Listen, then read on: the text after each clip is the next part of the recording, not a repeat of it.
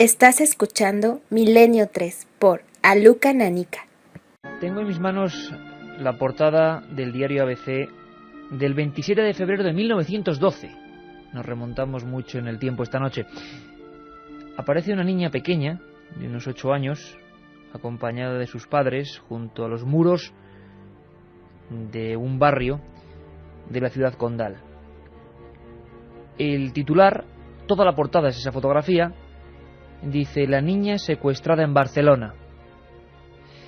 Esta noticia, esta fotonoticia, 1912, ponía fin a una oleada de misteriosos acontecimientos que habían tenido lugar en algunas barriadas de Barcelona.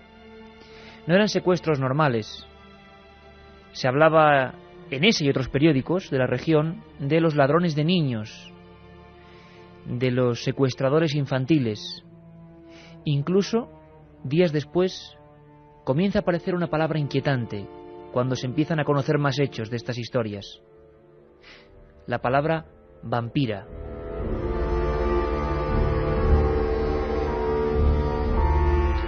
Y es que hoy este equipo, Milenio 3, va a viajar al pasado y al presente. Siempre la mejor forma de conocer lo que nos viene encima es a veces acudir a los viejos archivos. Hoy vamos a desempolvar muchos, variados. Vamos a comprender que esto de los vampiros es mucho más que la novela de Bram Stoker, mucho más que viejos condes valacos, mucho más que cuerpos momificados que según la novela y el romanticismo vuelven a la vida para absorber la sangre. No, la historia real, como siempre, también es más dura, más cruel. Yo os aseguro que el programa de esta noche, que comienza ahora mismo, tiene documentos, historias que son realmente crudas, truculentas. Nos lo habéis pedido constantemente, el tema de los vampiros españoles, pero vampiros reales, de carne y hueso, que devoraban, succionaban y vendían a gentes como nosotros, de carne y hueso. Y vaya que si existieron, vamos a hablar con historiadores, con forenses, con escritores que siguieron su pista. Da hasta pánico comprender que fue hasta hace no mucho tiempo, cuando estas gentes, a veces mujeres, a veces grupos de personas facinerosas, se acercaban, sobre todo a niños, y comenzaban su cruel comercio. En ocasiones creían que la sangre, ese líquido rojizo, les proporcionaba fuerza.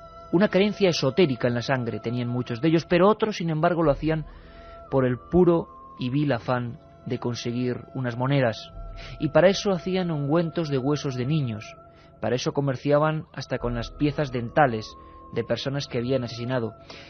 Eso ocurría, como digo, no hace tanto tiempo. La monstruosidad del ser humano a veces nos muestra el abanico profundo del misterio. Vamos a hablar de casos de hasta los años 50 y 60, investigados por forenses, vampiros actuales. ¿Estáis preparados?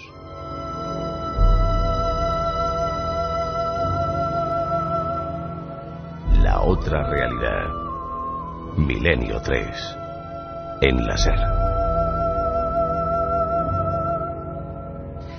Y aquí estamos todos. Hoy la nave del misterio más en penumbra que nunca, conducida por Juanma Frasquet,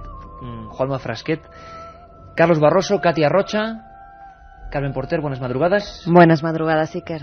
Estoy hasta un poco inquieto porque todavía, fíjate que lo hablaba con Juanma cuando estábamos sacando cortes, documentos, elaborando esto un poco, que siempre hay un proceso importante donde además a veces técnico y presentador en este caso nos sobrecogemos al mismo tiempo. Y yo le enseñaba a nuestro compañero en la nave del misterio esta fotografía, fíjate. La ves aquí, ¿no? Este periódico. Es inquietante porque muestra toda una época. Claro que parece que han pasado siglos, pero no ha pasado tanto tiempo. Parece increíble ver y comprobar en estas hojas, en estos documentos. Fíjate, aquí tengo otros que son sencillamente lo que eran titulares de periódicos. Fotografías de niños sentados en algunas sillas con el pelo rapado. Habían sido liberados de estos secuestradores. Fíjate, columnas que dice: los ladrones de niños, la secuestradora de niños, hallazgos de nuevos niños desaparecidos, desapariciones misteriosas, oleadas auténticas que sobre todo se centraron en Cataluña porque era la zona más industrial, la zona donde había arrabales importantes y donde los niños estaban bastante descuidados. Eran el objetivo de este tipo de personas que son los auténticos vampiros, mucho más peligrosos, desde luego, que los vampiros de la ficción. Lo habían pedido por activa o por pasiva nuestros amigos al SMS, ¿verdad? Pues sí, lo habían pedido a través de ese 7640, palabra clave, milenio, espacio y lo que vosotros queráis, vuestras opiniones, vuestras preguntas, si nos queréis contar algún caso de vampirismo que vosotros hayáis investigado o que os hayan contado en vuestras ciudades, en vuestros pueblos, pues lo podéis hacer a través de ese 7640, palabra clave, milenio, espacio y lo que vosotros queráis. Además, entre todos los SMS que nos lleguen, vamos a sortear 3 libros, no podía ser de otra forma, de Vampiros, de Miguel Gómez Aracil, de la colección El Archivo del Misterio de la editorial EDAF.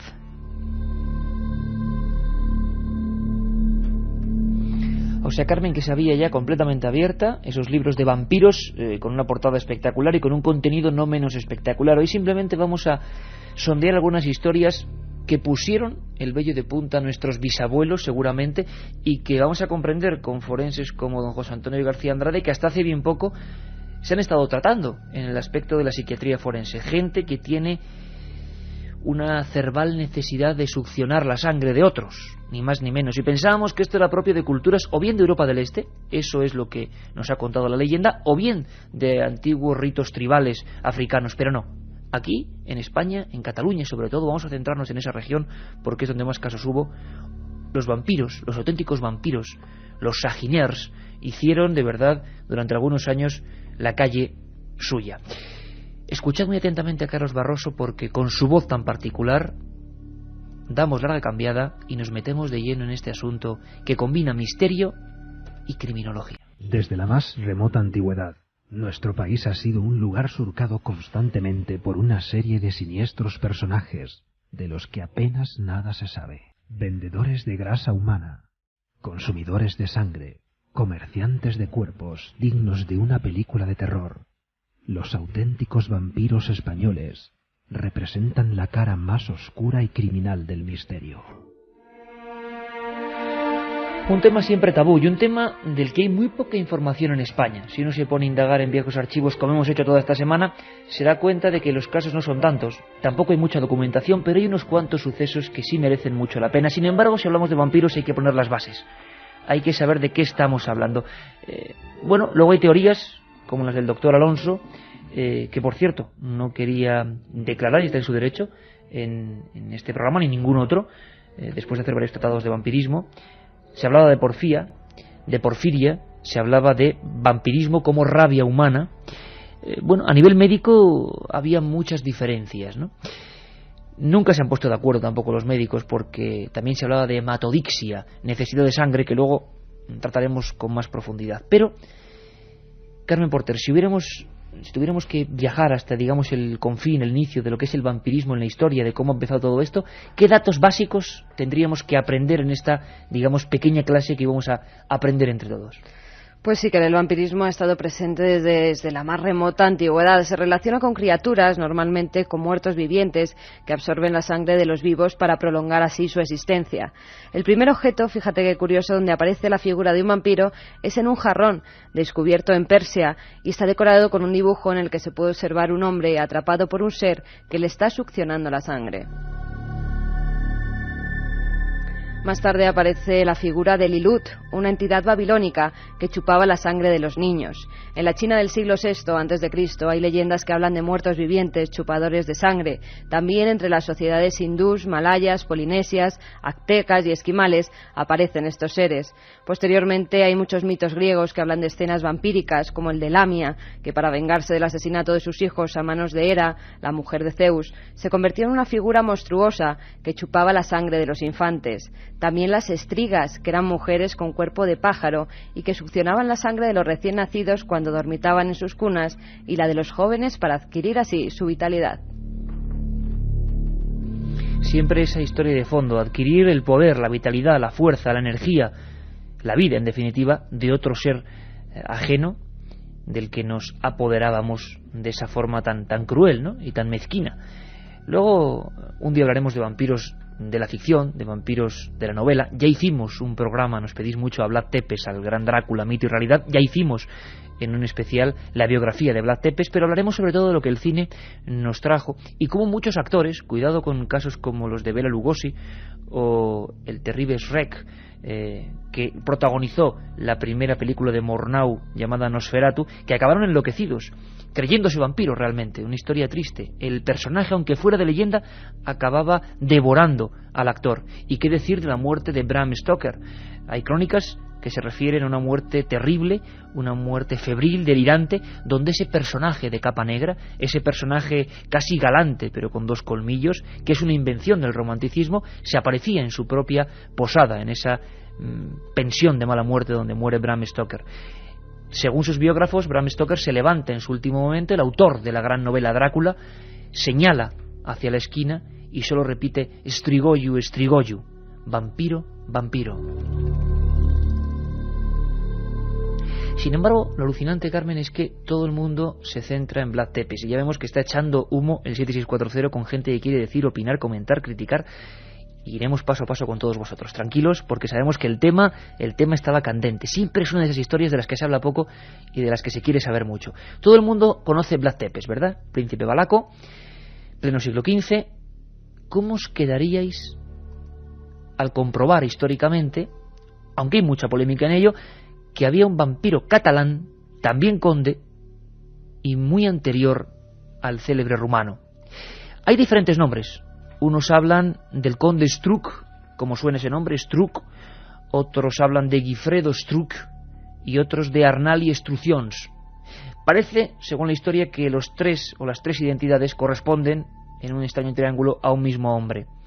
Hay historiadores a favor, como el célebre Joan Amades, uno de los grandes folcloristas catalanes, y otros en contra, como Antoni Egea Codina, contemporáneo.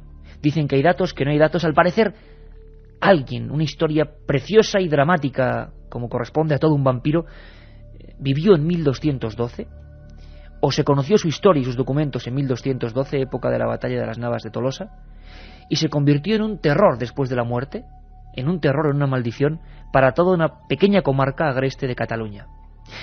Un hombre que investigó profundamente esta historia es precisamente el autor de ese libro, Vampiros, Miguel Gómez Aracil, autor de más de 50 libros, ha viajado por todo el mundo, y nos daba esta nueva noticia, este Drácula antes de Drácula, si me permite el palabra, que además estaba aquí cerquita, en Cataluña. El conde Struck fue un personaje, un noble, un guerrero, que en una de esas épocas raras en que los españoles íbamos todos juntos, que fue en el año 1212, en la batalla de las Navas de Tolosa, entre los muchos extranjeros de fuera de España que llegaron, llegó este conde Struck que venía del centro de Europa. Entonces este hombre, este señor feudal, este aristócrata, se puso a las órdenes del rey Pera de Cataluña y Aragón, y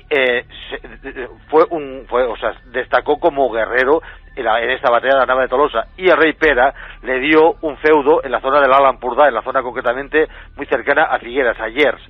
Allí se colocó, allí se casó, allí hizo una vida en una época que eran una bandida de golfo, los señores feudales, fue un ejemplar de buena persona, que ya era raro, y curiosamente lo que antes de morir tuvo un desliz, quemó a unas brujas, o al menos mujeres que se decía que eran brujas, y fue maldecido. A partir de esa maldición se dice que este individuo, el conde Struck o conde Struga que decimos en catalán, empieza a parecerse a la gente de aquella zona del Alt Empordà como un vampiro y las tuvo aterrorizadas. Estamos hablando de muchos años antes del célebre Vlad Tepes, que populariza la imagen del vampiro de leyenda y del vampiro real en todo el mundo. Pero vamos a ir aprendiendo, y si te parece, Carmen, salteando brevemente algunos de los vampiros o figuras que curiosamente se les teme por igual en diferentes culturas, como tú antes has comentado, en diferentes regiones, desde siempre, con figuraciones muy distintas, con formas de obrar casi siempre malignas. Vamos a ir conociendo hoy en una especie de ruta por todo el mundo qué vampiros asustan en el mundo. Pero antes, si te parece, están llegando ya un montón de mensajes. Pues sí, están llegando mensajes, además de gente que conoce incluso la historia de la vampira de Barcelona, ¿sí? Porque se la han contado sus padres. Es lo que nos dice José Ramón desde Barcelona. Esta historia que has contado de Barcelona, mis padres me la contaban desde que tengo uso de razón. Pasé mucho miedo con esto. También nos preguntan, ¿qué sabéis de Elizabeth Bathory, la primera mujer vampira? Mató a más de 600 personas para conseguir la juventud eterna a través de su sangre. Nos lo preguntaba Rubén de Campo en Burgos. Bueno, hablaremos, aunque son personajes que merecen la pena un programa propio. Elizabeth Bathory, la condesa, como decía nuestro compañero, la condesa sangrienta. Pero hay figuras, como decíamos, legendarias o no, que asustan todavía a niños y no tan niños en diferentes partes del mundo. Y durante todo el programa vamos a ir comentándolas. Vamos a empezar ese viaje por el mundo. ¿Por dónde empezamos, Carmen? Pues vamos a empezar con un tipo de vampiro al que llaman Ace. Habitan las tribus de hechiceros del sudeste de Ghana y del Togo meridional en África. La Ace vuela en forma de ave, bebe sangre de niños, especialmente la de los que son hermosos. Y nos vamos ahora hasta la India, donde se le conoce al vampiro como Brahmaparush. Goza de consumir seres humanos. Esta criatura bebe la sangre de sus víctimas a través de su cráneo, luego se come el cerebro y finalmente procede a envolver con intestinos el cuerpo de sus víctimas, realizando una danza ritual.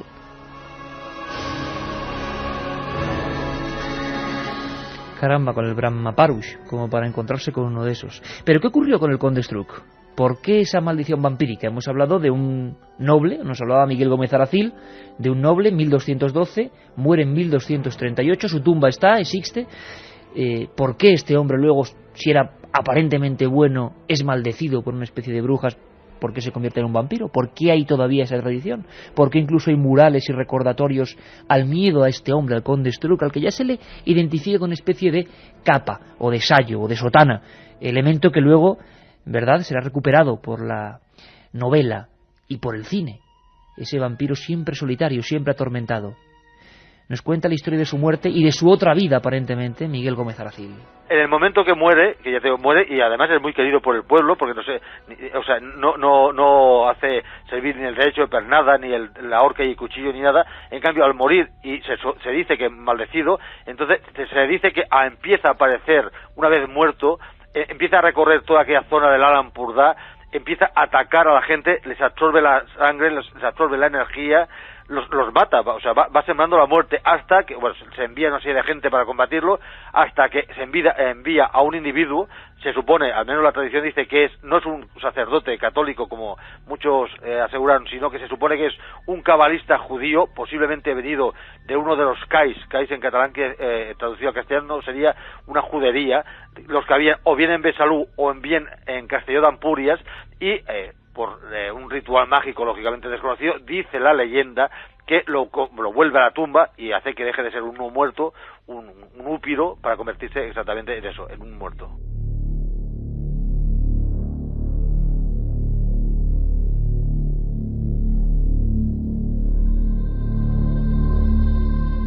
Milenio 3, con Iker Jiménez, en la cadena SER.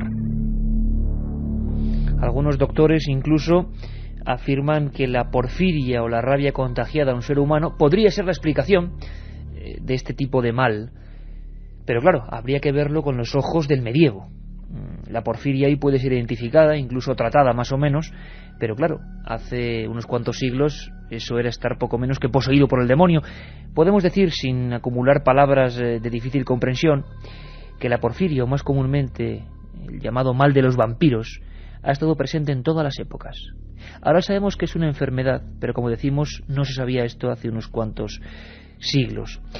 La enfermedad, dicen algunos doctores, que podría ser la explicación lógica a lo que llamamos vampirismo, porque las personas sufren una serie de tendencias, de anomalías, que se presentan ya desde la más primera infancia. Dicen que las iniciales manifestaciones son en los bebés, tienen orina rojiza y se muestran especialmente sensibles a la exposición solar. Esto ocurre tanto en lo que sería rabia transportada por un animal, pues sea un murciélago, sea un perro, a un hombre, y ocurre en todos los casos. La fotosensibilidad hace, como en la famosa película Los Otros, ¿recuerdas, Carmen?, que exponerse a la luz sea producto de quemaduras. Muchas veces hay crisis neurológicas, alucinaciones constantes, desdoblamientos de personalidad, parálisis también constantes en extremidades y muchas veces crecimiento de pelo en lugares inverosímiles, lo que podría ser hipertricosis. Esto, unida la porfiria a la hipertricosis, dio origen a mucha gente que fue quemada y a otros que asesinaron a sus congéneres. Y si no, recordad el caso del hombre lobo gallego. Por otro lado, la rabia sería una enfermedad que se produce en algunos animales muy concretos y que se transmite por mordedura al hombre. Ese virus se inocula en la propia saliva y puede generar horror al agua, que es muy curioso, la hidrofobia, y también a objetos brillantes. Era muy curioso porque ya en los siglos XV y XVI, sobre todo en Europa del Este, empieza a cundir, digámoslo así, el saber popular, la leyenda urbana, de que algunos elementos como una cruz de plata podía espantar a ese tipo de personas. Y igual, quizás, el origen era absolutamente médico y casi psiquiátrico. Ese miedo a la luz, a los objetos que brillaban de estos enfermos, porque así habría que catalogarlos, producía que la cadena de persecución, luego escucharemos y sabremos quiénes fueron los cazavampiros reales, pues realmente produjera auténticas sangrías. Os recuerdo una cosa y hablaremos de ello. 1972, en una zona del este de Rumanía, creo que fueron 145 cadáveres los que se amputaron en una especie de orgía de sangre porque los consideraron vampiros. 1972. En algunas zonas de este planeta azul maravilloso y terrible a la vez, todavía el miedo al conde vampiro sigue latente. Y es que todavía los vampiros para muchos no son solo objeto de la ficción. Vamos a conocer, sobre todo en la segunda hora, historias alucinantes de los mantequeros, pasteleros, como también se les llamaba, saginers, sacamantecas, pero muy concretos, que buscaban algunos elementos y creían beneficiarse de ellos. Algunas historias, yo lo advierto, no son aptas para corazones sensibles. La otra realidad. Fenómenos extraños. Milenio 3. En la SER. Katia, ¿qué pregunta a la gente? ¿Qué dice, qué opina del tema este de los vampiros reales? Pues parece que interesa bastante, ¿eh? Incluso están bastante puestos nuestros oyentes. Por ejemplo, Luis nos dice: buenas noches, sobre Bram Stoker, ¿qué relación pudo haber entre su Drácula y otra obra vampírica escrita por Julio Verne en la misma época? Bueno, pues la verdad es que eso no lo sé. Yo personalmente no lo sé, habrá que preguntar a alguno de los expertos concretos. Julio Verne, una obra vampírica. A ver si nos dan más datos. Yo exactamente no conozco esa obra de vampiros de Julio Verne. Yo también la desconozco. Bueno, Carmen nos pregunta, nos da un consejo para que le preguntemos a Andrade, que le preguntemos que si es cierto que siendo forense en Baleares trató a un vampiro. Bueno, luego nos lo va a contar, ¿verdad? Sí, que es cierto que lo trató y luego contará la historia verdadera de ese personaje, de ese hombre que se creía y tenía que beber sangre porque se creía vampiro. Aguantado hasta el final del programa porque la historia que nos cuenta el forense José Antonio García Andrade es tremenda. Por lo que has contado ya no se puede dormir hoy. Mira, que chupaba la sangre de verdad y estamos hablando de hace apenas un par de décadas. Carlos de Madrid nos dice: ¿conocéis algún vampiro español que haya tenido relación con la sociedad secreta a la que Bram Stoker perteneció? La Golden Dawn, la famosa sociedad secreta que, bueno, tuvo mucho que decir, que hablar, y a esa sociedad sí que se llegó a relacionar con ella Julio Verne, igual por ahí van los tiros. Sociedades secretas que lo que mostraban era un amor por la figura del vampiro romántica, pero no creo que por el vampiro real, que es mucho más desagradable, casi siempre un personaje marginal, no condes, menos algunos casos muy concretos, personajes que vamos a ver de la auténtica marginalidad, y eso desde luego los hacía poco novelescos a los personajes reales. También nos preguntan sobre los ritos de las sectas satánicas, que si con algunos ritos como beber sangre, que si ellos son también considerados vampiros. Bueno, yo creo que eso más que nada es una especie de paranoia, También ¿no? hacen sacrificios sangrientos, pero en muchos de los casos no llegan a beber la sangre de esos animales. Y yo recuerdo que sería ampliar mucho el tema, pero incluso a José Luis Novoa, que nos hablaba de ritos de huevos con sangre humana, huevos de aves rellenados con sangre humana, que se bebían en estados de vudú, en estados de posesión. Es decir, en cualquier cultura, y lo vamos a ir viendo en esta segunda hora, la sangre es un elemento primordial, y el hombre que succiona la sangre para buscar su poder, sea bueno, sea blanco, sea negro, sea amarillo, de cualquier cultura, siempre ha estado ahí. Mira la mitología asturiana. Rosana nos dice: tenemos en la mitología asturiana la guasa, que chupa la sangre de los recién nacidos con el único diente que tiene. Qué interesante, es un mitos, detalle muy ¿eh? parecido, fíjate, Katia, qué curioso. Además, por favor, os pedimos ese tipo de cosas, ¿no?, de vuestras regiones, porque por ejemplo en las Urdes, en Extremadura, está el pelojáncano, que también tiene un solo diente y absorbe la sangre de los niños cruzándose en los caminos. Bueno, vamos a hablar también de los vampiros psíquicos, nos lo pregunta Bar desde Sevilla. Pues yo creo que no nos va a dar tiempo hoy, será otro tema, pero hablaremos con algunos psiquiatras y también forenses, porque dicen que hay gente que descarga. Yo conozco unos cuantos, que de repente te juntas con ellos y no tienes ganas de nada ya. De verdad sí, que yo también, te puedo decir algún nombre incluso. No, mejor déjalo, Katia. Bueno, David de Santa Coloma de Gramanet nos pregunta sobre las leyendas chinas, que muchas hablaban de vampiros. También nos preguntan Manuel Rentero, que además estuvo con nosotros en Belmez. Sí, uno de los fieles. Sí, le recordamos perfectamente. Bueno, pues él nos pregunta que si eso tiene que ver algo con los conocidos sacamantecas. Pues sí, y vamos a hablar de ellos, Katia. Recordamos que son 3 libros de Miguel Gómez Aracil, ¿no? Vampiros. Sí, Vampiros, editado por EDAF, dentro de la colección El Archivo del Misterio, que nos escriban al 7640, palabra clave milenio, el coste del mensaje es 0,60 céntimos de euro. Además, un libro que conjunta perfectamente lo que es la leyenda con la realidad. Una realidad protagonizada por estas bandas, a veces auténticas bandas de personas, perfectamente coordinadas. Su objetivo, secuestrar gente. ¿Para qué? Lo vamos a ver con un par de casos que son, como digo, bastante duros. Sobre todo, preparaos bien, la vampira de Barcelona, Enriqueta Martí Ripollés. Una mujer que causó el terror real en aquel principio de siglo en la ciudad condal. Milenio 3, con Iker Jiménez, en la cadena SER. 2 y 6 de la madrugada, 4,8 grados centígrados en el exterior del estudio 1 de la cadena SER, aquí en la Gran Vía. Todo en penumbra, todo el equipo, y hablando de un tema que vemos que interesa y mucho, quizá porque conecta con lo más desconocido de nosotros mismos, ¿no? Con esa bestia, con ese lado oculto, pues que todo ser humano debe tener, y por fortuna, yo creo que con la cultura y con el aprendizaje, pues tenemos más oculto, pero claro, como animales ahí debe haber algo, y en algunos casos ese algo sale, ¿no? Algún día también hablaremos de licantropía, ¿por qué no? Con casos concretos, como ya hicimos sobre uno de ellos, el hombre lobo gallego. Pero lo que no tenéis que olvidaros es que de 3 a 4 de la madrugada los domingos siempre está esa segunda edición, siempre fiel, de Milenio 3. Ahí está toda la actualidad. Mucha gente nos dice, a ver cuando tocamos algún tema de última hora, todo eso siempre va de 3 a 4, con noticias, con corresponsales, con todo lo que ocurre en el misterio, al minuto prácticamente. Y por eso, esta primera parte de los viernes es un dossier en profundidad. Hay algo que se ha convertido en la pequeña estrella de las madrugadas del domingo. Son las dramatizaciones que el equipo de producción de la cadena SER realiza con esas voces importantes. Esa idea que era utópica de intentar visualizar casi con la fuerza de la palabra cómo ocurrieron algunos grandes casos que hemos dramatizado.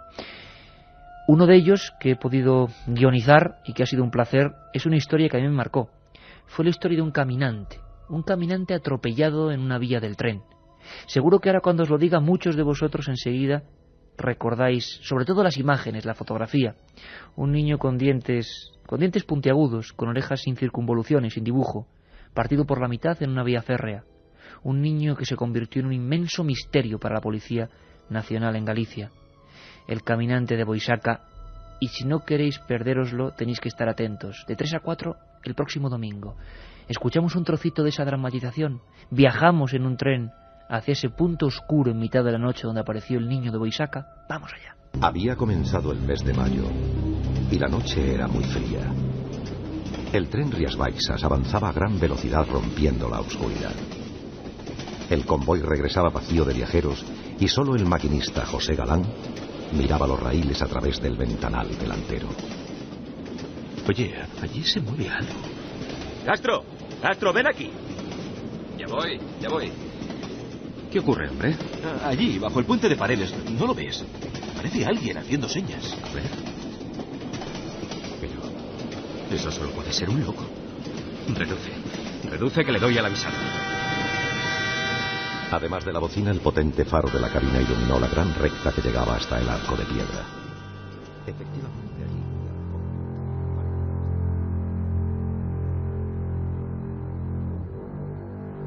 De 3 a 4 el domingo, ya lo sabéis, en la edición de Milenio 3, El caminante de Boisaca, una historia que, si la escucháis en plena noche como ahora, yo creo que es muy difícil de olvidar. Pero ahora vamos con otra de esas que sería digna de ser dramatizada. Cataluña, inicios del siglo XX, y desgraciadamente incluso antes del año 12, que es a donde nos lleva esta historia, ya eran célebres los sagineros, los sacamantecas. Ha habido investigaciones encabezadas por especialistas como Miguel Aracil, Sebastián Darbó, terribles, que nos hablaban incluso de reciclado de personas, de secuestro de niños y de reciclado de los productos. No en vano recordábamos hace poco cómo los nazis hicieron eso en los campos de concentración: jabón, cuero hecho con piel humana, todo tipo de tropelías que nos parecen dignas de monstruosidades. Pero esto ocurría también en España, de una forma, como decimos, mucho más sórdida, suburbial. Figuras que a veces iban con capazos, que a veces incluso transportaban carros que se conocieron luego como carros de la muerte, dieron origen a una leyenda urbana y que secuestraban niños. Un día contaremos también la historia del hombre del saco. Esta sería algo parecido. ¿Qué ocurría en Cataluña con los sagineros y los sacamantecas? ¿Cómo era el ambiente? ¿Qué ocurría? ¿Qué pasaba? Nos lo cuenta Sebastián Darbo. Triunfaron en aquellas épocas, estuvieron de moda, como, entre comitas, pero bueno, entre comillas, los sacamantecas. Gente que mataba, sobre todo a niños jóvenes, y les sacaba realmente toda la grasa, toda la manteca que lo utilizaban para las máquinas industriales y también para el tren. Y esto motivó en Barcelona la rebelión de las madres de la Barceloneta, que es un barrio marítimo por donde pasaba el tren, que las mujeres se sublevaron contra el tren armadas con palos, pues para que parara el tren porque les habían desaparecido los chavales. Vamos a ver, cuando mataban a una persona, era totalmente reciclada. Yo he hecho bastantes investigaciones sobre esto, además lo he visto, he llegado a ver en los años 60, finales de los 50 en Barcelona, la última fábrica que utilizaban grasas de animales para hacer pegamento, ¿eh? Entonces mataban a una persona, por ejemplo un chaval, le quitaban la sangre. La sangre era para hacer transfusiones a la gente que tenía tisis. Generalmente era gente de la nobleza que tenían enfermedades y como además se produce la endogamia entre ellos, pues no hay una renovación de la sangre. Y con eso ellos creían que podían sanar.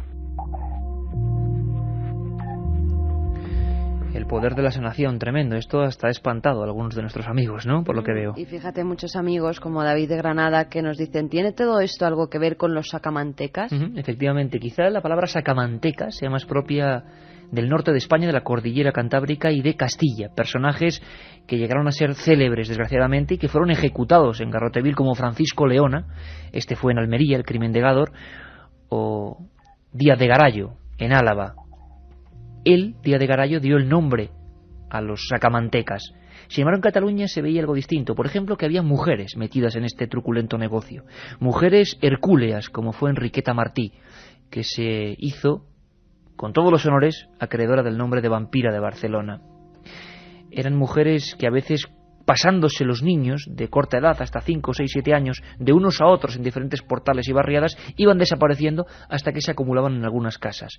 Se descubrieron, y ahora vamos a conocer la historia a fondo, algunas casas donde había hasta 6 y 7 niños juntos, siendo cebados con patatas y con maíz para luego ser sacrificados. Barcelona, 1912.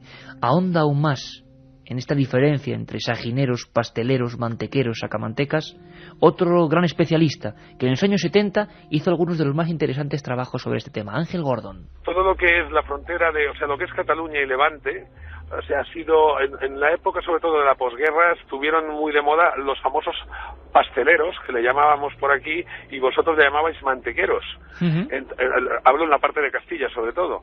Entonces, lo que sí que está claro es de que hubieron personajes muy impresionantes, personajes que ya no estoy hablando de que fuesen gente enferma, patológica, sino que era mala gente que se dedicaba, por ejemplo, a dar a matar a ciertos personajes, a ciertas víctimas, para darles de esa sangre esas necesidades que pudiera tener un personaje pues rico y que de alguna manera pues por dinero eran capaces de matar a una serie de personas, ¿no? Milenio 3, con Iker Jiménez, en la cadena SER. 2 y 14 minutos y llega el momento de comprender quizá la historia que más revuelo social provocó de todas las relacionadas con sagineros, con buscadores de grasa. Una historia digna de novela, digna de película, que seguramente si hubiera ocurrido en Estados Unidos sería muy bien conocida, porque desgraciadamente también, pues cuando un psico-killer de este tipo hace de la suya, se convierte casi en una leyenda. En este caso yo creo que, como bien dice nuestro querido amigo Paco Pérez Avellán, conocer este tipo de cosas que son historia y son crímenes y son misterio es bueno para reconocerlas y no caer de nuevo en la trampa y saber defendernos de ella. Antes de hablar de la vampira de Barcelona, de este personaje que nos sugiere y que nos estáis preguntando en el 7640 todo tipo de cosas sobre esta especie de leyenda real, vamos con otras dos figuras, vamos siguiendo esa ruta mundial, vamos a otros países y continentes a saber qué otros tipos de vampiros atormentan las noches de esas gentes. Pues vamos con el Blausager. Significa literalmente chupasangre. Este término denota un vampiro, morador de panteones desiertos y cementerios en Bosnia y algunas regiones de Alemania. También están los jaracacas. Son los vampiros brasileños. Se cree que aparecen en forma de serpiente. Se alimentan del pecho de una mujer y al hacerlo empujan al niño y meten su cola en la boca del bebé. Son leyendas, antropología pura, historias del miedo del ser humano a lo extraño, a la figura del vampiro. ¿Por qué en diferentes culturas, por qué en diferentes regiones, en diferentes épocas, siempre en la antigüedad aparece un miedo centrado en lo mismo? Es curioso. Seguramente no sabría nada de ello aquella buena mujer que avisó a un guardia, a Josep Asens. Josep Asens era un guardia urbano que el 27 de febrero de 1912 recorría la llamada calle Ponent de Barcelona. Vio una mujer alterada, una mujer que venía sofocada calle arriba y que le decía que acababa de ver a una niña rapada casi al cero que se asomaba por un ventanuco de una casa que supuestamente estaba deshabitada. Josep Asens llamó rápidamente a los cabos Joan Ribot y Mendiola, y los tres se personaron en el número 10 de la calle Ponent. No cabía duda, no había una sola niña, sino varias en aquella casona. Abrió la puerta una mujer hosca, 40 años, desaliñada, cuerpo casi sansoniano, gigantesco, vestida con una especie de mantón. Los policías preguntaron ¿cuál es su nombre? Ella contestó Enriqueta Martí Ripollés. Como decimos, desde hacía unas semanas toda la prensa catalana hablaba de ladrones de niños, de desapariciones, de secuestradores. Parece ser que la pista había sido buena. Aquella buena mujer había visto algo demasiado extraño. La niña se llamaba Teresita Guitart, murió hace bien poco. Tenía 7 años. Había podido escapar a su vigilanta. Había logrado encaramarse a una pequeña balconada que daba a una pequeña ventana. Y había logrado llamar la atención de la persona que pasaba en ese momento por la calle adoquinada. De no ser así, posiblemente esta mujer no hubiera llegado a la longeva edad de 85 años, si no recuerdo mal. Teresita Guitart es la niña que aparecía en la portada de ese diario ABC que hoy ha empezado nuestro programa. Era una niña que iba a ser sacrificada, que pudo ser recuperada por la policía, por sus padres, y que además abrió la historia más dramática, criminalmente hablando, de una mujer en nuestro país.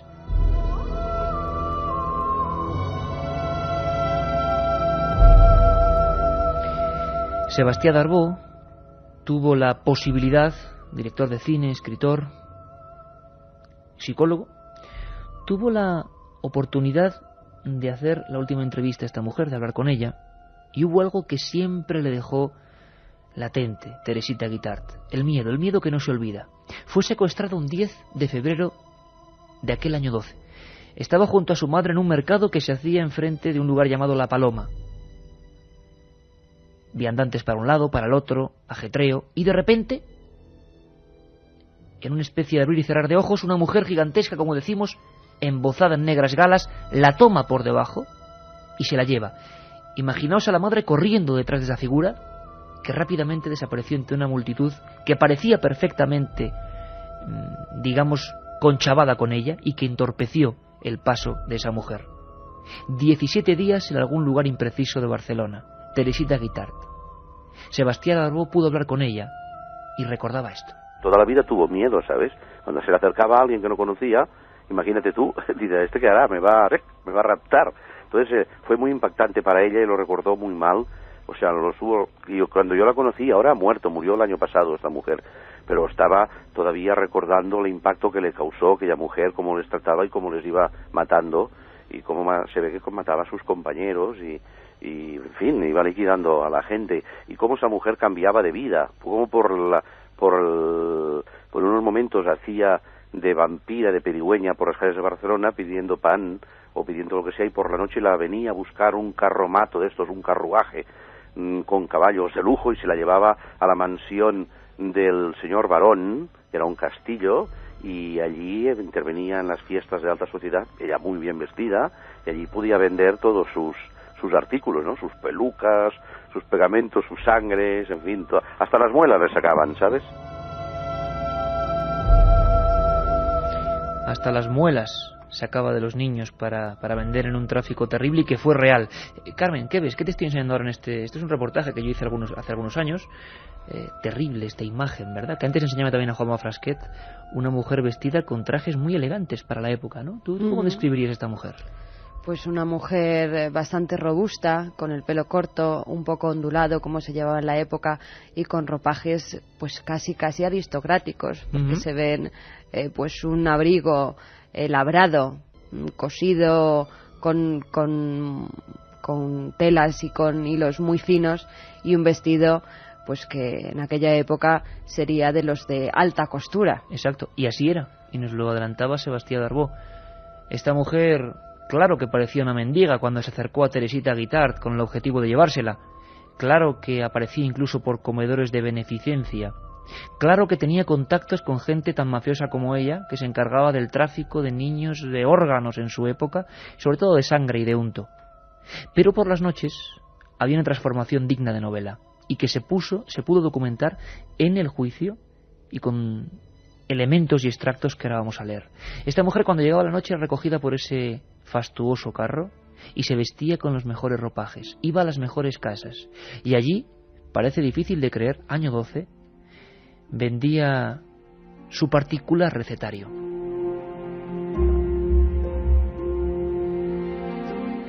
Y mucha expectación el caso de la vampira de Barcelona en ese 7640, palabra clave milenio, donde también nos están llegando pues varios de los chupasangres que hay por toda España. ¿Y cómo se los denomina? Sí. Interesante. Mira, un amigo nos dice, David Lacuesta, de Santa Coloma de Gramenet, nos dice, según las leyendas chinas, los vampiros chupaban la sangre por las manos. También Luis Antonio Gutiérrez, en Cantabria, tenemos la guajona, una vieja de un solo diente que chupa la sangre a los bebés que no tienen una ramita de acebo en la cuna. Y otra, qué curioso, que nos dice, mi abuelo me contó que su padre hería a su mulo en el cuello para beber su sangre, porque decía que le daba la fuerza para orar en el campo. Bueno, como siempre la audiencia de 10, aportándonos cosas. La guajona, decía el compañero de Cantabria, que era, como Katy antes decía, muy parecido a la guasa, en guasa con X, me dices, ¿no? Desde ahí, desde la nada del misterio. Y otro amigo también de Cantabria, Luis, que nos decía, aquí en los pueblos se cuenta que el ojáncano, un animal parecido a las personas, roba a los niños para chupar su sangre. Sí, señor. Estamos dándonos cuenta, y eso es lo que interesa, es la audiencia interactiva de este programa, porque aprendemos con vosotros diversas partes de España y nos damos cuenta de que no somos tan diferentes, de Rumanía, de Bosnia, de Sudamérica, porque los mitos son los mismos y están ahí, mitos o parte de verdad. Queremos seguir confeccionando ese mapa del misterio vampírico en España gracias a vosotros. Y hablabas de animales y de gente normal y corriente que chupaba sangre de animales. Luego vamos a tener un testimonio asombroso de bebedores de sangre aquí mismo en Madrid para fortificarse, bebedores de sangre caliente en los mataderos, algo realmente que no sabemos si es enfermedad o es costumbre macabra. Pero ¿qué ocurrió con Teresita Guitart? ¿Qué ocurrió con la vampira de Barcelona? ¿Cómo acabó todo eso? ¿O cómo empezaron sus fechorías? Preparaos, porque lo que viene ahora es un documento judicial, pero que expresa perfectamente la maldad de estas personas. Esa mujer enseguida es pillada con las manos en la masa. No puede dar razón de esas niñas y un niño, el niño muerto, por cierto, con los brazos en cruz encima de la cama, que se encuentran dentro de la calle Ponent. Y entonces empieza una historia alucinante. Enriqueta Martí Repollés es recluida inmediatamente a espera de juicio, un juicio que hizo correr ríos de tinta en la antigua cárcel de mujeres de la calle Amalia. Y se empiezan a conocer cosas que nadie ni siquiera podía intuir. Algo alucinante. Hay un primer recuento de lo que es su piso. Y en ese piso de la calle Ponent aparecen varios elementos que no debían estar ahí. Los policías entran, la esposan, y lo que se encuentran dentro de un armario les deja helados. Lo que se encuentran son varios huesos pertenecientes a niños de entre 4 y 6 años, varios mechones de pelo rubio, un traje de la primera comunión, y según dice el informe textualmente, dentro de un saco, debajo de una cama, ropas, y en el fondo de estas huesos de un niño de poca edad. En un cuartito anexo, con unas velas, decenas de frascos de cristal llenos de sangre coagulada. Junto a estos, documento judicial redactado por los cabos Joan Ribot y Mendiola, febrero 1912, Barcelona, recetas extrañas escritas en varios papeles y fórmulas químicas. Junto a ellos, casi lo esperamos, ¿verdad?, diversos libros de hechicería y brujería.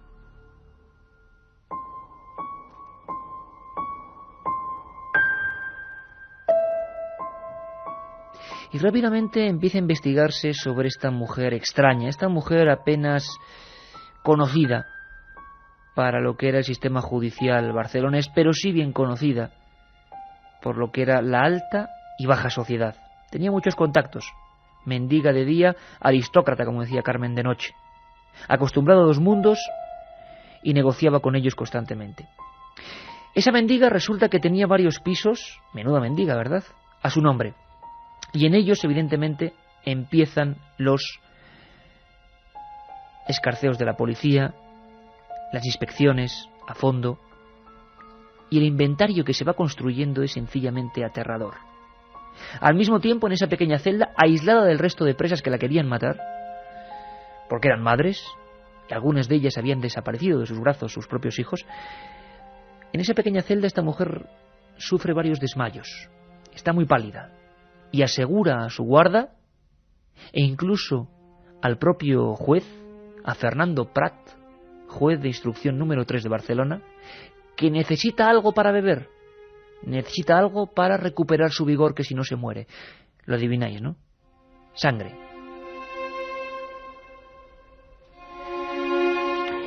En la calle Picalques, uno de esos pisos, se entra casi como elefante en cacharrería.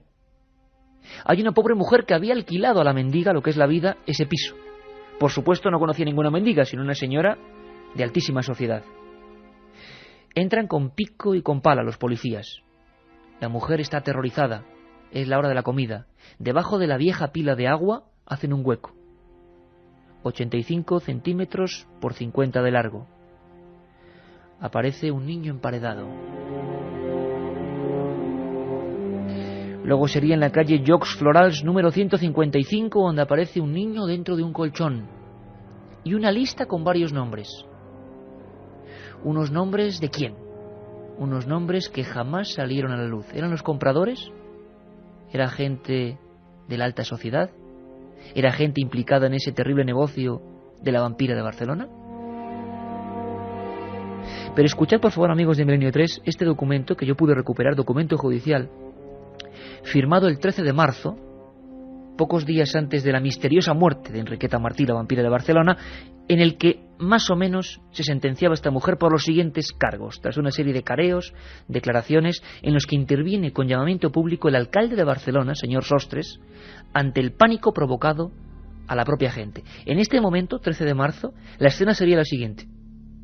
Decenas de mujeres y hombres de clase obrera están cargando contra la policía, tirando objetos, porque consideran que los ricos son quienes en el fondo han robado a sus hijos, que esta mujer ha sido intermediaria de los vicios, de las enfermedades, de las creencias de las personas pudientes. Una auténtica lucha social que se produce en esa cárcel. Por lo tanto, el alcalde pide calma y al mismo tiempo el juez, señor Prat, dice lo siguiente.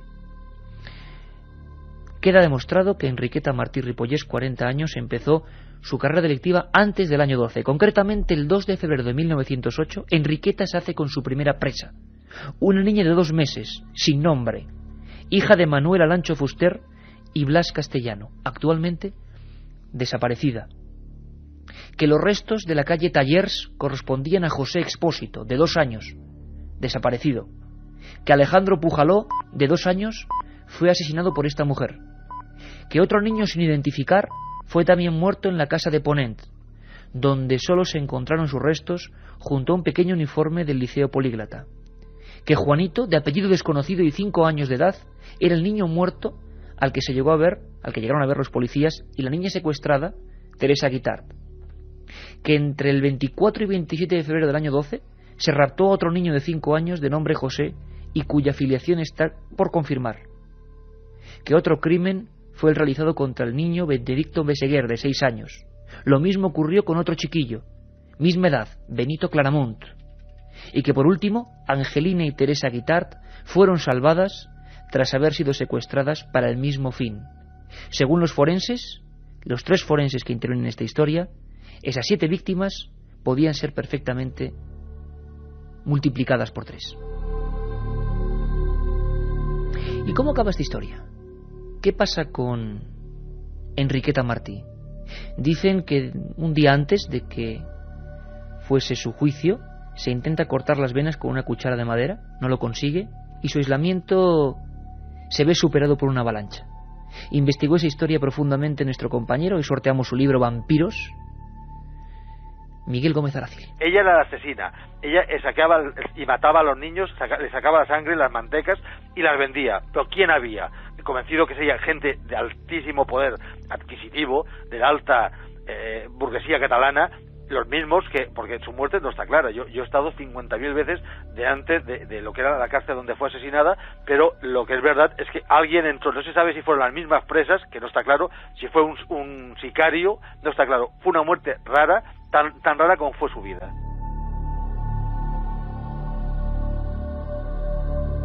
La otra realidad. Milenio 3. En la SER. Vaya historia, Katia, la de la vampira de Barcelona. Mina la foto tú. Vamos a ver si la tenemos por aquí. Bueno, aquí ya tenemos total, no voy a fotos... dormir, así que ya puedo ver lo que no, quieras. esto es de quitar el sueño, de verdad. Sí. Las fotos de los niños recuperados, las fotos de los niños muertos, y fíjate, siniestra, la vampira de Barcelona. ¿Qué piensa la gente, Katia? Pues, por ejemplo, hay un oyente que es que no se ha enterado que el libro que regalamos es el libro Vampiros de la colección de edad, porque si nos pregunta, ¿hay algún libro interesante que hable de ello? Bueno, pues el mejor que ha salido. Editado por edad dentro de la colección El Archivo del Misterio.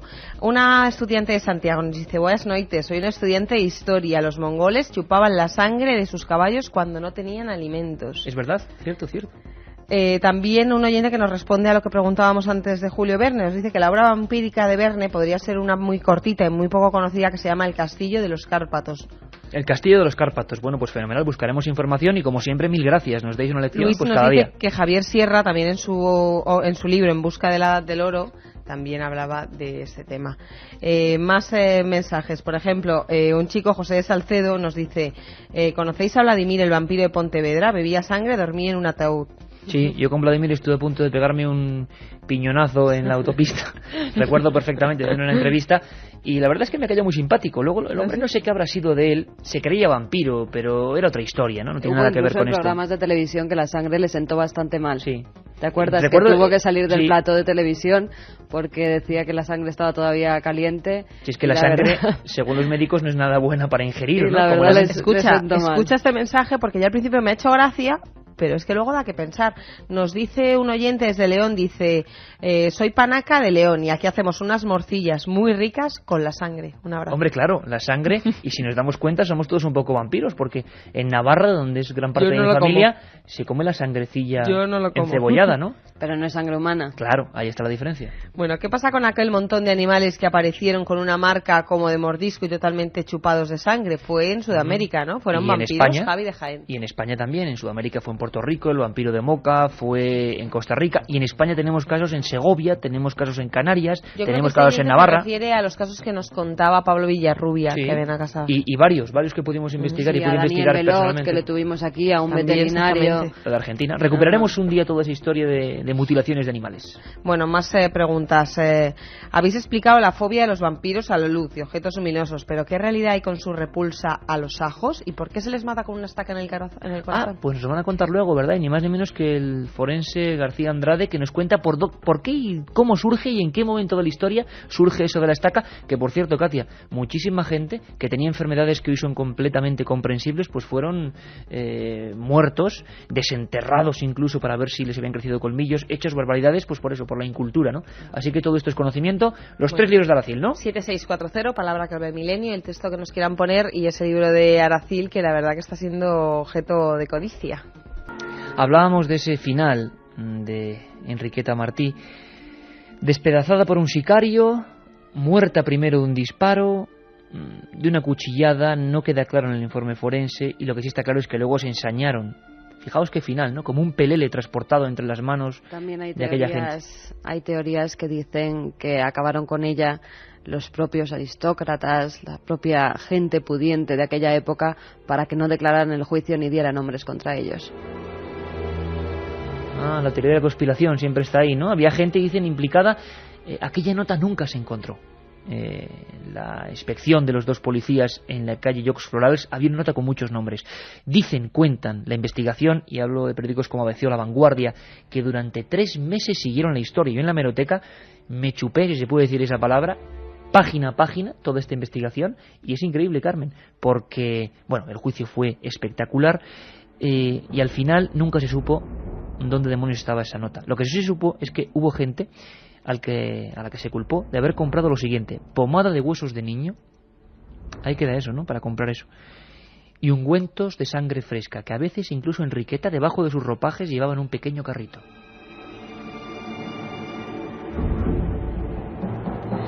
Como digo, los forenses certificaron la muerte y dijeron que las víctimas podían haber sido por lo menos el triple. ¿Por qué? Porque eran niños muchas veces casi sin documentar, de arrabales, víctimas propiciatorias.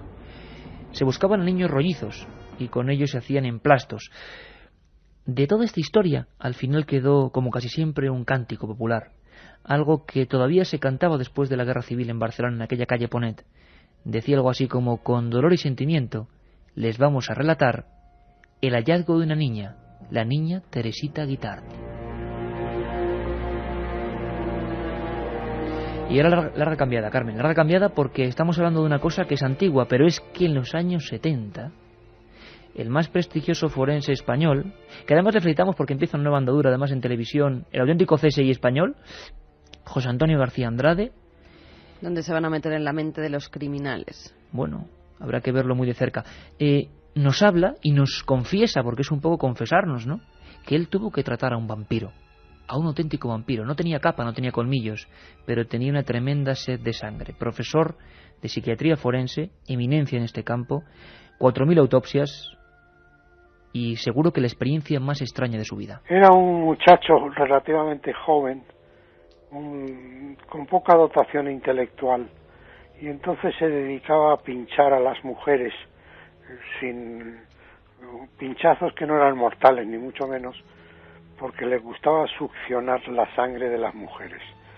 Y era curioso que, por ejemplo, en los rasgos que encontramos en el estudio que le hicimos como vampirismo, de chupar sangre, sin embargo no conocía un hecho verdaderamente significativo, que era el periodo menstrual de la mujer. Este era un chico pues con una dotación intelectual muy escasa, pero que disfrutaba, tenía esa especial satisfacción de succionar la sangre de sus víctimas. Y yo, es de los 1000 y pico delincuentes que he visto, de asesinos de todo tipo, es el único caso de vampirismo que yo he visto. Y fíjate, a través de ese 7640 nos hacen saber que estamos dando la noche a más de uno, pero sobre todo un amigo que nos dice: qué fuerte, vivo en la calle Picalquers, barrio chino de Barcelona, y os aseguro que hoy no duermo. Bueno, no daremos el número de la calle donde ocurrió, por si acaso. Por cierto, hacia el final de la Primera Guerra Mundial, unos hablan de 1915, otro del año 19, sería uno en plena contienda y otro al final, llega un ataúd de un noble serbio al puerto de Cartagena. Ahí empezaba otra historia. Pero antes vamos a seguir esa vuelta al mundo.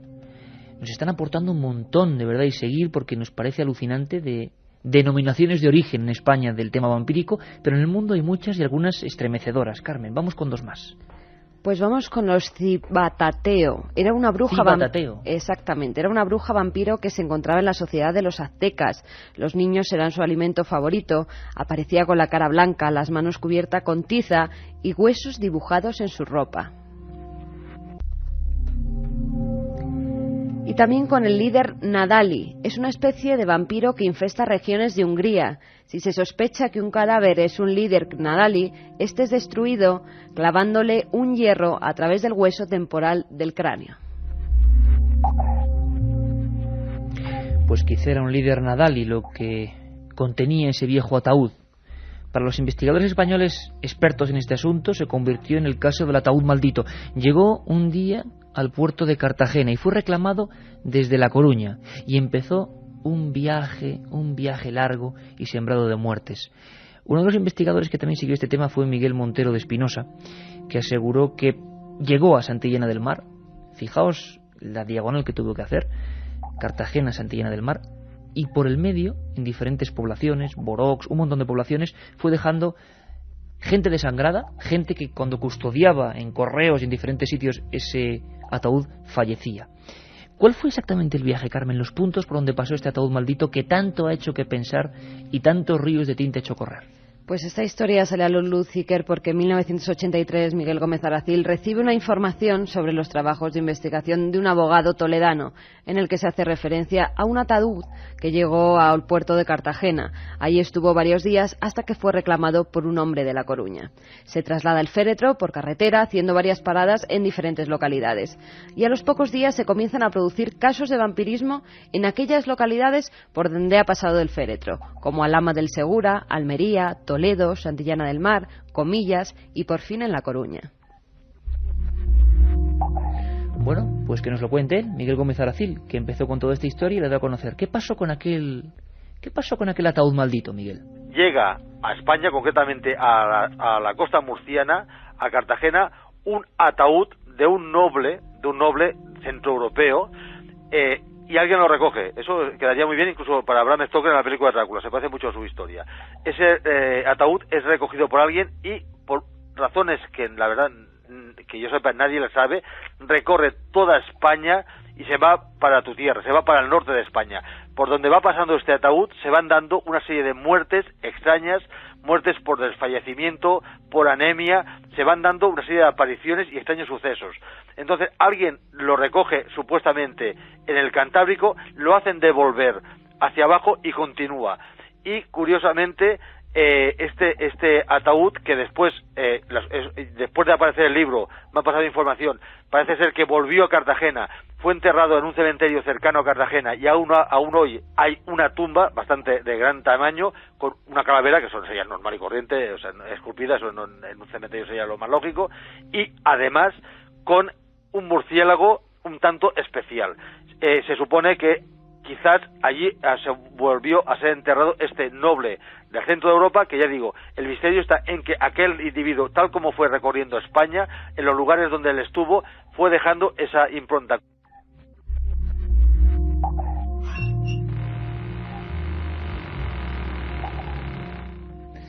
Juan Frasquet, que nos abría ahora mismo ese ataúd misterioso, ese ataúd que nos recordaba esa escena que yo nunca voy a poder olvidar, que es la de la película Nosferatu, el no muerto, ese vampiro feo y horrible, no el vampiro romántico que vino después, que se transportaba con la peste y con las ratas y que llegaba a la vieja Europa desde el este dispuesto a expandir su mal. Bueno, ¿ocurrió lo mismo con este caso? Curiosamente, el director de la aduana del puerto de Cartagena asegura que, bueno, podría ser, pero que no hay datos. Se quemaron esos datos de esos años de la década de los 10. Por lo tanto, la historia no puede certificarse. ¿Leyenda? ¿Realidad? Vosotros opináis.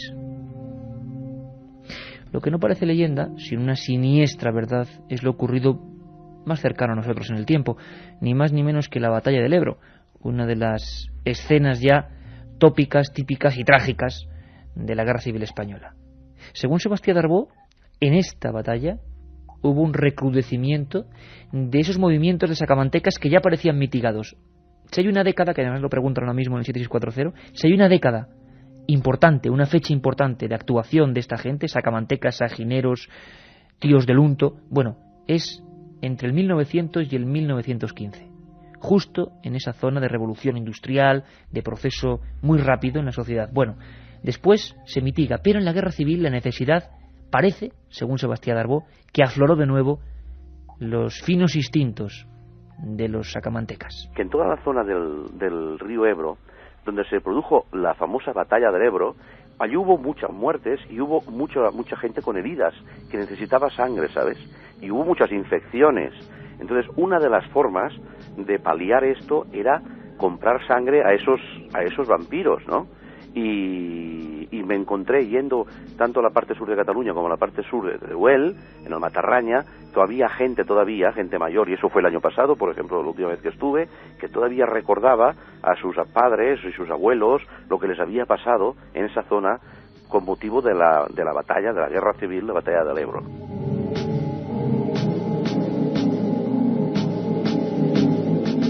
Y así como empezábamos con unas viejas fotografías relativas a esa portada de ABC, la niña secuestrada en Barcelona, yo quiero referirme a otros documentos que tienen esa pátina extraña de lo antiguo pero que no es tan antiguo. Año 1932, la revista Estampa reflejaba un reportaje tremendo. Era otro tipo de vampirismo, también vampirismo real, y aquí en España ocurría en los mataderos de entonces, la suburbial zona de la salida de Ventas. Acudían personas embozadas también en trajes negros, un traje típico, ¿no?, en la época. La mayoría mujeres con cafeteras, con cacerolas, y la verdad es que tal y como nos lo va a describir Ángel Briongos llega a ser desagradable, pero nos hace una pintura exacta de lo que eran esas fotos. La revista Estampa, con una polémica tremenda por aquel reportaje, hablaba de los bebedores de sangre de Madrid. Se sabía, se intuía, que a determinada hora, más o menos ahora, ya se empezaban a remolinar para que justo los primeros y más fuertes ejemplares vacunos fueran sacrificados. Y esas personas que hacían una siniestra cola eran mujeres, algunas de ellas jóvenes, muy blancas, con algún tipo de dolencia. Se creía entonces, estamos hablando de los años 30, de que la tisis tuberculosis podía ser congestionada y podía ser rebatida con dosis de sangre animal. Tenía que beberse caliente, y esta gente acudía con cacerolas y acudía con cafeteras. Y por vez primera, uno de los grandes reporteros de Estampa, que era una revista que menudos eran, los fotografió y denunció a la sociedad madrileña, en pleno corazón de la capital, que existía este tipo de vampirismo, este tipo de comercio con la sangre. Ángel Briongos hizo un reportaje estupendo recuperando toda esa historia, investigador especializado en las viejas historias zaragozanas. Nos lo cuenta, como digo, gráficamente, escuchad atentamente. Esto pasaba en el año 32, aquí al ladito, muy cerca de nuestra radio. Esperaban el turno, elegían al toro y cuando se les clavaba, se les hundía el cuchillo en el pecho, eran toros especialmente, digamos, seleccionados para el tema de beber sangre, porque había otra parte, otra zona en la que se mataban y no pasaban por el tamiz de tener que coger la sangre para beber, ¿no? Entonces ellos se acercaban rápidamente, llenos de enormes latas, de pucheros, de cafeteras, de cualquier instrumento que pudieran coger la sangre. Y había gente que en ese momento se la bebía. Imagínate el líquido espeso, rojo, humeante en aquel momento que parece que tiene que rasgar entrando en el organismo, ¿no? Y cálido, con la sensación de asco.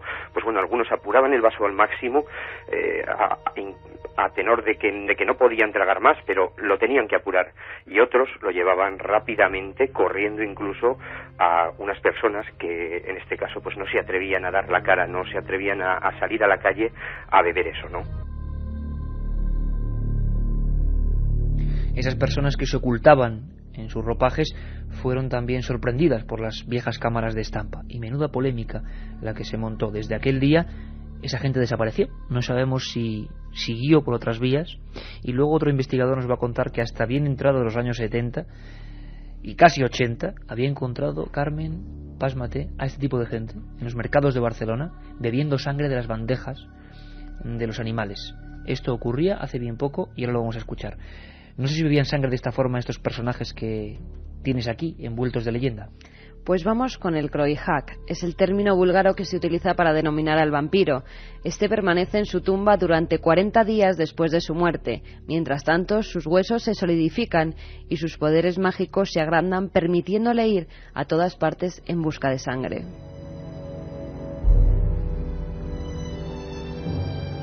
El Nelapsi es un vampiro que aqueja unas regiones eslovacas y de quien se dice que posee 2 corazones. De manera similar a otros vampiros en Alemania y Rusia, el Nelapsi sube al campanario del templo, ejecuta su mirada mortal de basilisco, destruye rebaños de ganado y mata a la población. Las semillas de amapola esparcidas a lo largo de los caminos apaciguarán su influencia destructiva. También atravesándolo con una estaca de espino e incinerándolo en un horno de fuego, se acabará con él. De verdad, qué iconografía, ¿no? Qué cosas más tremendas, seres de 2 corazones, seres que siempre son, digamos, atacados por la vía dura de la estaca. ¿Hay alguna explicación a esta gente que tiene necesidad de sangre?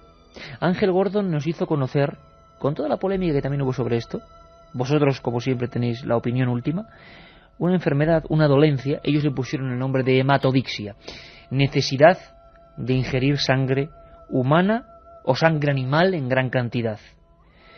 Escuchamos, hacía muchos años que no hablaba de esto, hemos localizado a Ángel Gordon y nos habla de la hematodixia. Podríamos llamarle una enfermedad que le pusimos hematodixia como le hubiéramos podido poner otro nombre.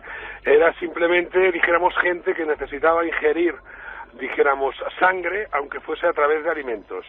Entonces, inclusive pensamos de que podía ser de origen simplemente psíquico, pero parece ser de que en muchos de los casos, concretamente en 6 en la época, pues necesitaban ingerir sangre. En su momento hicimos análisis a alguno de ellos y bueno, tenían una capacidad globular impresionante, que precisamente se hablaba de un niño que estudiaba en la Escuela Massana de Barcelona con 12 años, que parece ser que tenía estas características. Un niño de 12 años investigado por este equipo que, bueno, dio esos resultados. Hematodixia. Una especie de leyenda envuelta en mitos no comprobados o realmente una dolencia que aqueja a algunas personas. Descendientes de esos bebedores de sangre, quién sabe. Yo te decía, Carmen, que según Ángel Gordon, hasta bien entrados los años 80, seguía habiendo estas procesiones en el amanecer de gente en busca de las primeras sangres, ¿no? Pues escucha. Pero a veces me fijo en según qué mercados de Barcelona y, bueno, al tomar contacto con diferentes personas de los despojos que se llaman, pues siempre pues me dicen de que hay personajes que van a primera hora precisamente incluso para ingerir, que eso es mucho más, vamos a llamarle asqueroso, los restos de sangre de las bandejas, de las vísceras. Eso sigue ocurriendo, pero no necesariamente por ello tenían que ser lo que yo le llamo vampiros nacidos, ¿me entiendes? La otra realidad. Milenio 3. En la SER.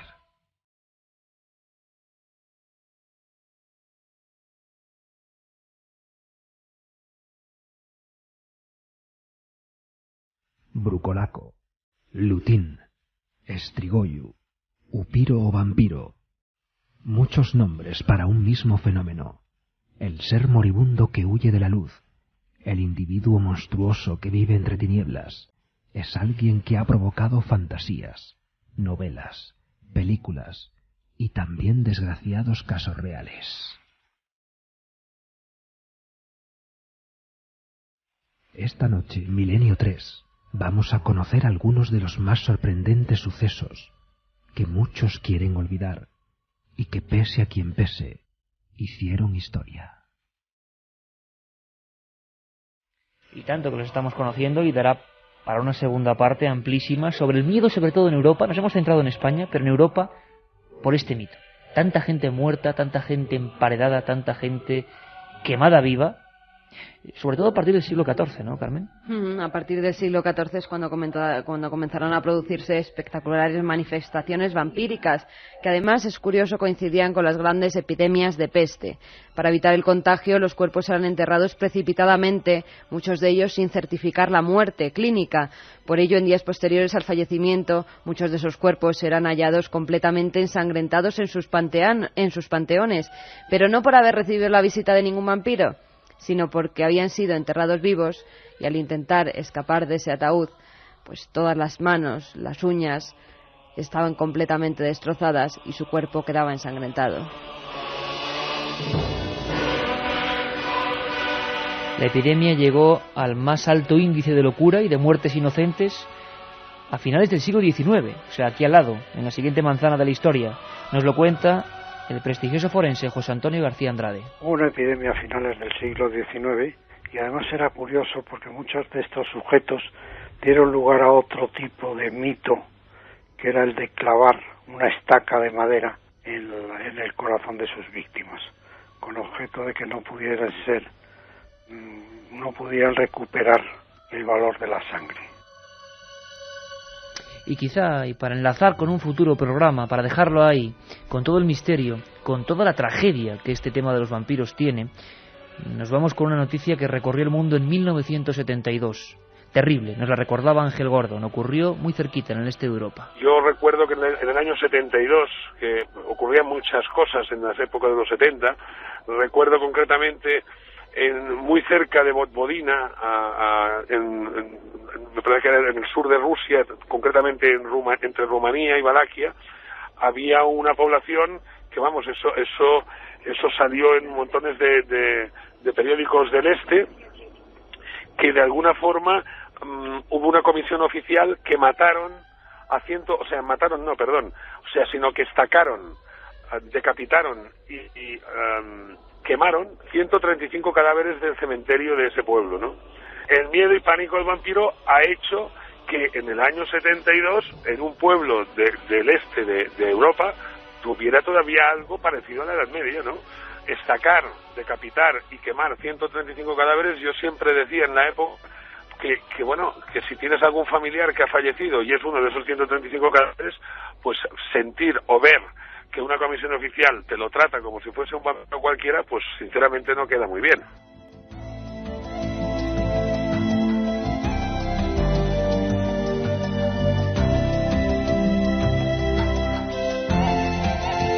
Vaya nochecita, Katia Rocha. Vaya nochecita, menos mal que me pones esta música que me relaja. Sí. Por cierto, que los oyentes no se nos enfaden. ¿De dónde sacas las músicas? Que son un montón de mensajes. Misterio. Esta es Hans Zimmer. Regalamos otra CD. Esta es Hans Zimmer y ¿sabes cómo se llama? Millennium. Los oyentes nos piden que cuando colgamos los programas del Código Da Vinci de Belmez en la web. Código Da Vinci ya está, ikerjimenez.com, la página amiga de este programa, ikerjimenez.com, y muy prontito el de Belmez. Vamos con preguntas, por ejemplo. Yoli de Barcelona nos dice, esto más que una pregunta es que me ha hecho gracia. ¿Qué miedo tengo? Mi marido duerme y a mí me da algo de pensar en que fuese un vampiro. Lo miro y me parece Drácula. No está mal para aligerar un poco el tema. Los vampiros más cercanos, ¿no? Inma de Murcia nos dice, cuando nos hacemos un corte en un dedo, nos hacemos una herida, tendemos a chuparnos la sangre, por lo que tal vez seamos todos un poco vampiros. Bueno, ¿no? Por lo menos un sentimiento atávico, ¿y quién no lo ha hecho, no? Te doy los ganadores de esos 3 libros. Venga. Vampiros editados por edad dentro de la colección El Archivo del Misterio. David de Bilbao nos dice, en 1976, Baracaldo. Se hablaba de un chupahuesos que raptaba niños y que frecuentaba una fábrica abandonada en una campa. Qué interesante, qué bueno. Él se lleva uno de los libros de vampiros que sorteamos. El otro ganador. Hola, soy Mario de Madrid. ¿Hubo algún encuentro entre la condesa Báthory y Vlad Tepes? No sé si lo pronuncia bien. Diferentes áreas, diferentes épocas. Hablaremos de Báthory y estoy seguro que tendremos que volver a hablar de Vlad Tepes, pero quizá más del mito de Drácula y de cómo mucha gente, Katia, fíjate qué interesante, acabaron enloquecidos. Actores y novelistas. El personaje acabó succionándoles a ellos. Bueno, pues así Mario de Madrid, si se lee el libro, se entera mejor de la historia. Venga. Y por último, mitología asturiana. Tenemos a la guasa, supa la sangre de los recién nacidos. Era Rosana la que nos lo contaba.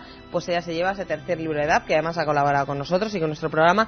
Y todos los oyentes se han picado y nos hablan de los chupacabras, los chupasangres, los vampiros que hay en su región. Con toda esa información, Katia y Carmen, creo que es muy interesante porque vosotros sois los primeros reporteros de este programa y los que elaboráis este programa. Y también haremos un mapa de eso, ¿no? Vamos a dar el horario del programa porque hay nuevos oyentes que se incorporan y quieren saber cuándo estamos. Pues estamos los viernes de 1:30 a 3 de la mañana y los domingos para los más noctámbulos de 3 a 4 de la madrugada. Y con esa dramatización de 3 a 4 que de verdad no os podéis olvidar de ella. El caminante de Boisaca. El caso más estremecedor quizá ocurrido en Galicia. Y yo me quiero despedir pues volviendo a mirar esta fotografía, tal y como hemos empezado. Ahora mismo la tenía Katia entre las manos. Perdona que te interrumpa, que si no los responsables de aquí de la cadena SER me van a regañar. Para escribirnos tienen que escribir al apartado 222 28080 de Madrid, cadena SER Milenio 3, apartado 222 28080 de Madrid. Bueno, pues con eso nos despedimos hasta el domingo a las 3. Os esperamos aquí. Y luego, mirando de nuevo esta fotografía aquí en el estudio, la portada de ese ABC, la niña secuestrada de Barcelona, las efigies en blanco y negro. ¿Una época pasada o no? Todavía parece que seguimos demasiado cerca de las sombras de los vampiros. Un abrazo. Milenio 3, con Iker Jiménez, en la cadena SER.